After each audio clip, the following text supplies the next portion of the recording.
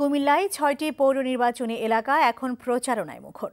লাকসাম পৌরসভাকে আধুনিকায়নে প্রতিশ্রুতি দিয়ে প্রতিটি পাড়া মহল্লায় গণসংযোগ করছেন প্রার্থীরা। কুমিল্লার চান্দিনায়ও বইছে জোর নির্বাচনী হাওয়া। আর নরসিংদী পৌরসভায় আওয়ামী লীগের প্রার্থীর সাথে সমান তালে প্রচারণা চালাচ্ছেন দলের বিদ্রোহী প্রার্থী। মাঠে সক্রিয় বিএনপি ও স্বতন্ত্র প্রার্থীও। বিস্তারিত ডেস্ক রিপোর্টে। কুমিল্লার লাকসাম পৌরসভাকে আধুনিকায়নের প্রতিশ্রুতি দিয়ে প্রচারণা চালিয়ে যাচ্ছেন প্রার্থীরা।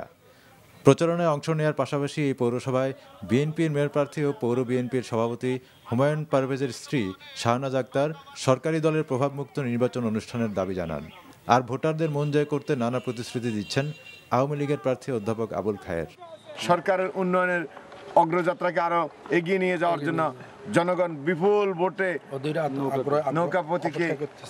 নৌকা প্রতীকে বিজয় লাভ করাবে। প্রশাসন যদি নিরপেক্ষ থেকে একটি সুন্দর সুষ্ঠু নির্বাচন পরিচালনা করেন তাহলে ইনশাল্লাহ আমি জয়ের ব্যাপারে শতভাগ আশাবাদী।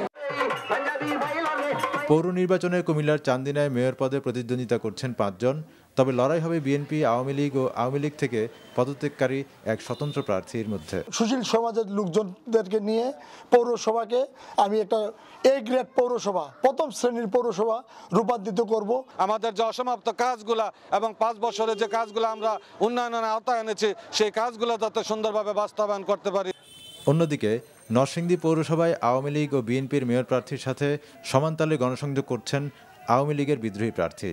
আর প্রয়াত পৌর মেয়র লোকমানের আদর্শকে সামনে রেখে মাঠ চষে বেড়াচ্ছেন লোকমানের রাজনৈতিক উত্তরসূরি স্বতন্ত্র প্রার্থী SM কাইয়ুম।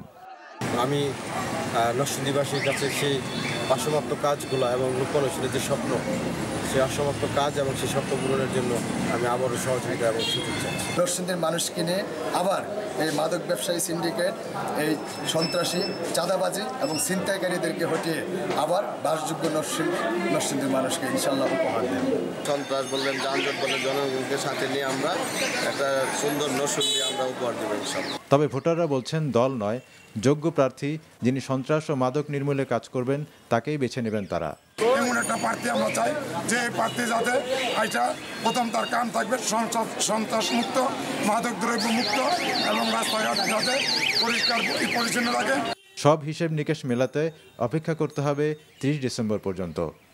আহমেদ শরীফ, NTV নিউজ ডেস্ক।